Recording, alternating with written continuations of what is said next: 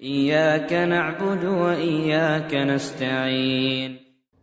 Assalamualaikum warahmatullahi wabarakatuh. Alhamdulillah nahmaduhu ta'ala wa nasta'inuhu wa nastaghfiruh wa na'udzu billahi min syururi anfusina wa min sayyiati a'malina may yahdihillahu fala mudhillalah wa may yudlil fala hadiyalah. Asyhadu an la ilaha illallah wahdahu rabbi la syarikalah wa asyhadu anna Muhammadan abduhu wa rasuluh. Qala Allah ta'ala fil Qur'anil Karim, ya ayyuhalladzina amanu taqullaha haqqa tuqatih wa la tamutunna illa wa antum muslimun. Amma ba'd. Para ikhwan wa akhwat wa ummahat fillah rahimani wa rahimakumullah. Pada rekaman yang ke-7 ini insyaallah ta'ala kita akan membahas kunci kedua dari tadabbur Al-Quran, yakni istihdaru ahdafi qiraatil Quran, selalu menghadirkan tujuan-tujuan di dalam membaca Al-Quran. Satu poin penting di pembahasan kedua ini, jika kita ingin berhasil mentadaburi Al-Quran, adalah kita selalu menghadirkan di hati kita, saya membaca Al-Quran itu tujuannya apa? Tujuannya apa? Nah, di sini ada satu kaidah yang berharga bagi kita semua. Rata-rata orang itu kalau baca Quran itu tujuannya mungkin satu saja, yakni mendulang pahala di sisi Allah Subhanahu wa taala. Pada umumnya orang kalau ditanya kenapa kamu baca Quran, mesti jawabannya saya ingin dapat pahala di sisi Allah. Karena man qara'a harfan min kitabillah falahu bihi hasanah wal hasanatu bi asyri amsalihha. Siapa yang baca satu huruf dari Quran, maka baginya satu kebaikan, dan satu kebaikan ini akan dilipat gandakan menjadi 10. Jadi satu huruf pahalanya sama dengan 10. Thayyib. Itu tujuan, itu niat yang baik sekali ketika membaca Al-Quran. Pengen dapat pahala di sisi Allah. Namun sesungguhnya kita bisa memasang niat-niat yang lain, tujuan-tujuan yang lain dari membaca Al-Quran. Tidak hanya itu saja. Taib, sebagian orang ketika membaca Al-Quran juga mungkin punya tujuan. Contoh misalkan kalau kita tanya kepada para penghafal Quran, para hufadzul Quran, kenapa kamu rajin baca Quran? Mungkin yang terlontar dari lisannya, saya rajin baca Quran karena ingin menguatkan hafalan saya, supaya hafalan saya mungkin semakin kokoh tersimpan di hati saya. Apakah tujuan ini salah? Tentu tidak. Karena menguatkan hafalan, ya, ini juga dilakukan oleh para sahabat ridwanullah alaihim ajmain. Ya, menguatkan hafalan juga dilakukan oleh Nabi SAW. Nabi sering diajari oleh malaikat Jibril mengulang-ulang Al-Quran supaya kokoh di dalam hati. Namun ternyata niat dan tujuan membaca Al-Quran tidak hanya itu saja. Ada niat-niat kebaikan yang semestinya juga dihadirkan di saat kita itu membaca Al-Quranul Karim. Dan ada satu faidah berharga di sini yang ingin kami sampaikan, bahwa kullama ta'addadat an-niyat wa kathurat kullama kana al-amal a'zam ajran wa akbar ta'thiran 'ala al-'amil. Dalam amal apapun yang kita kerjakan, ada satu kaidah yang mesti menjadi perhatian kita semua. Apa itu? Ketika niatnya banyak, tidak hanya satu, maka pahalanya itu akan jauh lebih besar dan akan lebih banyak pengaruhnya bagi pelakunya. Kaidah ini yang seharusnya dipegang. Ketika kita melakukan amal-amal kebaikan, kaidah ini selayaknya kita praktekkan.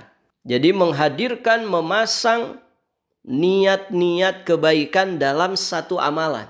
Dan kaidah ini dasarnya adalah sabda Nabi SAW di dalam riwayat Imam Al-Bukhari dan juga Imam Muslim. Kata Nabi SAW, innamal a'malu bin niyat wa innama likulli imri'im ma nawa. Sesungguhnya amal itu bergantung kepada niatnya. Dan sesungguhnya masing-masing orang akan mendapatkan sekadar dengan apa yang dia niatkan. Maka semakin banyak kita memasang niat kebaikan dalam satu amal, semakin banyak pula pahala yang akan kita dapatkan. Dan inilah indahnya ajaran Islam. Nabi SAW juga menjelaskan di satu hadis bahwa siapa yang melakukan satu kebaikan, maka pahalanya akan dilipat gandakan. Bahkan orang yang berniat melakukan kebaikan, kemudian dia tidak jadi melakukannya karena satu dua hal yang tanpa kesengajaannya, maka sudah dicatat pahala. Maka bagaimana lagi kalau kemudian amal itu terwujud, maka pahala itu dilipat gandakan. Terlebih ketika dipasang niat, dihadirkan niat-niat kebaikan yang banyak, maka pahalanya pun akan semakin lebih banyak. Wa innama likulli imri'in ma nawa. Dan masing-masing orang akan mendapatkan sekadar dengan apa yang dia niatkan. Maka ketika kaidah ini kita terapkan dalam membaca Al-Quran pun demikian. Membaca Al-Quran itu selayaknya kita menghadirkan di dalam hati niat-niat kebaikan yang banyak, supaya pahalanya juga banyak di sisi Allah Subhanahu wa taala. Namun ternyata kaidah seperti ini kita butuh latihan ya di dalam mempraktekannya. Dan kalau orang punya kepandaian di dalam masalah ini, Masya Allah ta'ala, dia akan banyak mendapatkan pahala di sisi Allah Subhanahu wa ta'ala. Walaupun mungkin orang melihatnya amalannya sederhana saja, tapi dia punya amalan hati yang luar biasa. Maka masing-masing kita hendaknya berusaha melatih hati untuk selalu menghadirkan niat-niat kebaikan dalam satu amalan. Taib. Makanya para ulama menjelaskan jam'u dhihni baina niyat wa maqasid muta'addida fi waqtin wahidin amaliyatan tahtaju ilan tibahin wa qasdin wa terkizin. Mengkonsentrasikan pikiran dengan berbagai niat dan tujuan dalam satu waktu, ini merupakan proses yang membutuhkan kesadaran, pemusatan, membutuhkan konsentrasi yang besar. Artinya kita butuh latihan.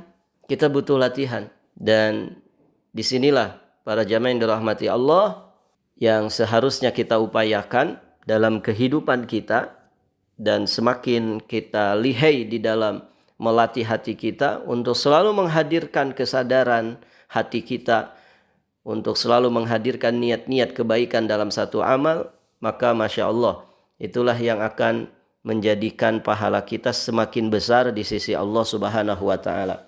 Nah, terkait dengan membaca Al-Quran, maka membaca Al-Quran jelas satu amalan yang sangat mulia sekali di sisi Allah Subhanahu wa ta'ala. Maka sayang sekali kalau membaca Al-Quran niatnya itu cuma satu. Membaca Al-Quran tujuannya cuma hanya satu, pengen pahala saja. Ini sangat sayang sekali. Coba kita hadirkan niat-niat yang lain. Nah, di sini para ulama membimbing kita bagaimana menghadirkan niat-niat baik, niat-niat kebaikan yang banyak di dalam hati kita ketika membaca Al-Quran. Contohnya, qiraatul Quran li ajlil ilmi. Coba ketika kita membaca Al-Quran itu niatkan dengan tujuan untuk mencari ilmu. Karena sudah kita bahas sumber ilmu itu Al-Quran. Maka niatkan untuk mencari ilmu. Begitu. Ini kalau kita menghadirkan niat-niat kebaikan yang banyak di satu amal kebaikan, biasanya juga akan mendorong kita untuk maksimal ya di dalam menjalankannya. Contoh ya, orang melakukan misalkan rutinitas Jumatan. Mudah-mudahan nanti kita bisa Jumatan lagi dengan normal. Ada orang Jumatan itu sekedar rutinitas saja, menggugurkan kewajiban. Tapi di sisi yang lain, ada orang-orang yang berilmu dengan ilmu yang mendalam tentang fikih Jumat ini. Dia akan hadiri Jumatan itu dengan beragam niat saleh, dengan beragam niat kebaikan. Salah satunya apa? Ingin mencari ilmu. Karena dia akan mendengarkan khutbatul Jumat. Dia ingin dapat ilmu. Dia ingin mendapatkan pencerahan dari khutbah Jumat. Maka tentu akan beda. Orang yang sekedar menggugurkan kewajiban hadir di sholat Jumat, ya mungkin dia akan tidak maksimal begitu ya. Maka ya jangan kaget kalau di suasana Jumatan kita akan dapatkan orang-orang yang tertunduk khusyuk, tapi bukan khusyuk mendengarkan khutbah Jumat. Tertunduk khusyuk karena dia ngantuk atau tidur. Tapi orang yang memasang niat yang banyak di dalam hatinya tentu akan menjadikan dia semangat, ya. Semangat karena saya Jumatan ini tidak hanya Jumatan tapi ingin dapat ilmu dari khatib yang menyampaikan ayat-ayat Allah dan juga sunnah-sunnah Nabi SAW. Nah, demikian pula dalam baca Quran. Coba niatkan ketika baca Quran itu li ajlil ilmi, dalam rangka kita mencari ilmu, karena Al-Quran adalah sumber ilmu. Yang kedua, qiraatul Quran biqasdil amal bih. Niatkan, hadirkan tujuan ketika membaca Al-Quran dalam rangka mengamalkan Al-Quran. Mengamalkan Al-Quran. Setelah kita mendapatkan ilmu, petunjuk, wejangan dari Al-Quran, maka niatkan dalam hati, ya Allah saya ingin mengamalkan Quran ini. Berikan kemampuan, berikan kekuatan, berikan kemudahan untuk bisa mengamalkan Al-Quran ini. Taib. Kemudian yang ketiga, biqasdi munajatillah, dalam rangka bermunajat kepada Allah. Ikhwati fiddin wa akhwat fillah, ayyuhal ahbabul kiram, a'izzai wa ahibbai rahimani wa rahimakumullah. Banyak sekali di dalam Al-Quranul Karim ya kita mendapatkan tentang kisah-kisah penjelasan tentang kebaikan dan orang-orang yang baik. Ada juga di dalamnya doa-doa yang diajarkan oleh Allah Subhanahu wa taala. Maka ada waqfah.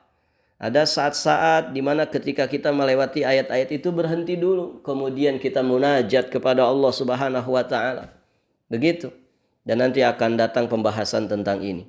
Jadi hadirkan niat, hadirkan tujuan ketika membaca Al-Quran dalam rangka bermunajat kepada Allah. Kemudian yang keempat, jelas ya. Qiraatul Quran biqasdis thawab. Membaca Al-Quran dengan niat mendulang pahala di sisi Allah Subhanahu wa taala. Tadi kita sudah sebutkan hadisnya bahwa siapa yang baca satu huruf dari Al-Quran maka sama dengan dia mendapatkan pahala 10 kali lipat kebaikan. Masya Allah. Jadi niatkan, hadirkan di dalam hati untuk mendapatkan pahala di sisi Allah. Dan poin keempat ini, yakni membaca Quran dengan niat dan dalam rangka mendulang pahala, ini juga bisa memberikan motivasi tersendiri ya bagi kita di saat kita malas membaca Al-Quranul Karim. Bahwa bayangkan kita akan mendapatkan pahala yang melimpah di sisi Allah Subhanahu wa taala. Demikian. Satu halaman dari Al-Quran, bayangkan kita mendapatkan ribuan pahala di sisi Allah. Bagaimana dengan satu juz? Bagaimana dengan satu mushaf Al-Quran? Demikian. Yang kelima, qiraatul Quran biqasdil istishfa bihi, yakni membaca Al-Quran dengan niat dan tujuan untuk berobat dengan Al-Quran. Imam Ibnul Qayyim pernah menjelaskan salah satu di antara makna hajar Al-Quran, salah satu di antara makna meninggalkan Al-Quran adalah tarkul istishfa bihi, meninggalkan berobat dengan Al-Quran. Ikhwati fiddin wa akhwat fillah, Al-Quran syifa lima fis sudur. Al-Quran itu merupakan obat dari penyakit yang ada di dalam hati kita ini. Maka coba niatkan, hadirkan hati. Ya Allah, saya baca Quran ini dalam rangka untuk berobat dengannya. Betapa banyak orang-orang yang kemudian sakit hatinya, ya sakit raganya, dengan membaca Al-Quran dia bisa mendapatkan kesembuhan. Tentu kesembuhan dari Allah dengan wasilah Al-Quran ini. Maka 5 contoh niat ya baik dalam membaca Al-Quran ini yang sudah kita jelaskan, ya coba kita praktekkan ketika kita membaca Al-Quran, dan terkhusus kita sekarang di bulan Ramadan. Coba berlatih menghadirkan niat-niat kebaikan, niat-niat yang saleh ketika kita melakukan satu amalan tertentu. Nah, di antaranya adalah ketika kita membaca Al-Quran. Coba niat-niat yang baik seperti yang tadi kita sebutkan, dihadirkan, dilatih. Dan terus seperti itu. Ya, mudah-mudahan Allah Subhanahu wa taala memberikan taufik, hidayah dan inayahnya kepada kita semua. Assalamualaikum warahmatullahi wabarakatuh.